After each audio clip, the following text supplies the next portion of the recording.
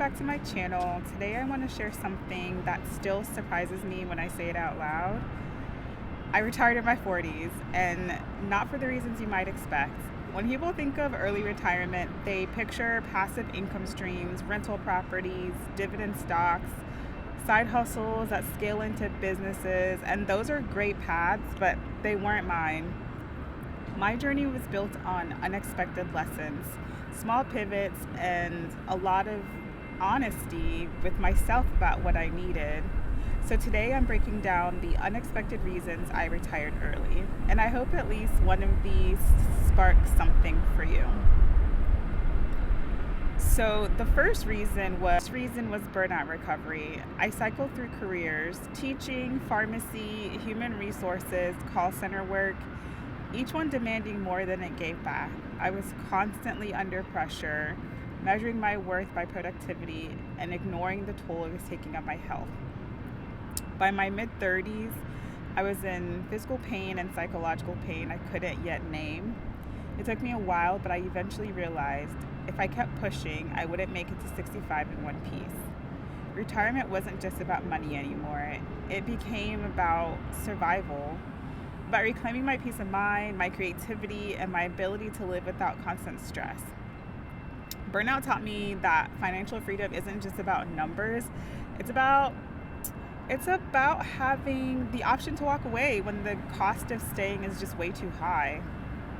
So number two, the second reason was money lessons rooted in what I would say as scarcity. So growing up as an immigrant in a rural area of the United States, sleeping in one room with 3 people, that shaped a lot about how I saw money. I believed the traditional script. You go to college, you get a job, grind until retirement at 65.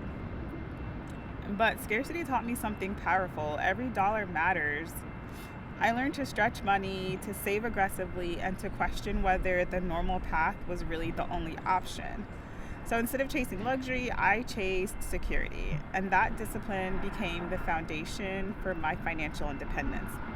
So here's the twist. These lessons didn't just help me save, they helped me resist things like lifestyle creep. So when promotions came or I switched jobs, when raises came, I didn't inflate my spending. I kept living lean, and that gap between income and expenses became my freedom fund. So reason number 3, or the third reason, was plugging holes in a leaky budget. For years, I thought that I was doing okay financially, but when I started tracking every expense, I realized how much money was just kind of slipping through the cracks. A swipe here, a dollar there, subscriptions I didn't use, eating out without thinking, letting overages or overcharges stand. Once I got serious about tracking, I patched up those leaks. That alone accelerated my retirement timeline. It wasn't glamorous, but it was effective. And here's the thing, most people underestimate the power of small changes. Canceling a $20 subscription doesn't feel life-changing at the time, but if you stack enough of those decisions, and one decision will usually snowball into another better decision. So I always say just try to make one good decision differently than you did the day before. But yeah, like I was saying, if you stack enough of those decisions, and suddenly you realize you freed up like hundreds of dollars every month, and that's money that can go into savings, into investments, or simply buying back your time. And for me, that momentum went a long way. So the fourth reason I would say was choosing flexibility over traditional assets. Many people retire early by building passive income streams. Rental properties is really common, dividend stocks is really common, side hustles that eventually scale. I mean, you've seen the headlines. I started a business with just $1. I respect those paths, but they weren't mine. Instead, I ended up selling my house, which fortuitously netted me about $50,000. I moved into an apartment, and that decision gave me liquidity, money I could invest where I wanted. It wasn't tied up in a house. Flexibility and peace of mind. I didn't want to be tied down to any property management or the stress of tenants, because I did think about renting it, but it didn't fit my lifestyle or the life I wanted for myself, which doesn't mean it's not good for the next person, but it wasn't good for me. So my nest egg grew not because I chased every passive income trend, but because I made choices that fit my lifestyle. And I feel like some people might say they weren't the most optimized, but it did get me to where I am now. So that's something you'll have to decide for yourself. For me, flexibility became my asset, and sometimes freedom is worth more than a portfolio of rentals. And I'm not downing the rental market. I mean, because of people renting, it's why I'm able to live in my apartment. So the fifth reason for me was redefining success. For years, success meant climbing ladders, hitting milestones, and proving myself through work. Proving myself.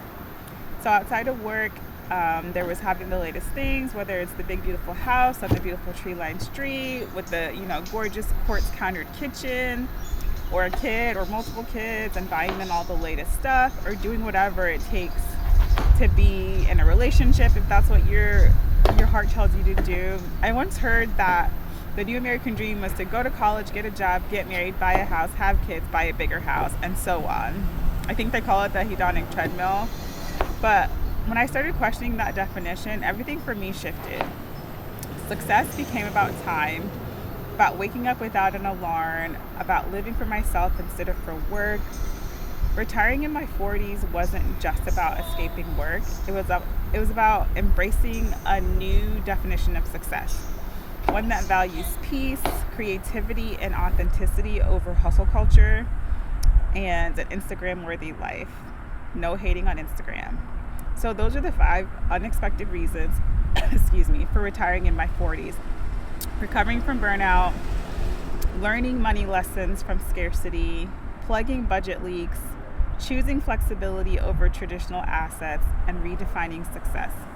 So if you're already retired, I'd love to hear what path you took to get there. And if you're still working toward it, let me know one takeaway from this video that really resonated with you.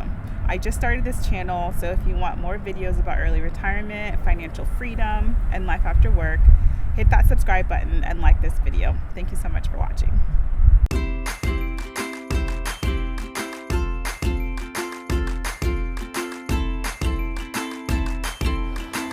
Bloquearon so much, everybody. Bye.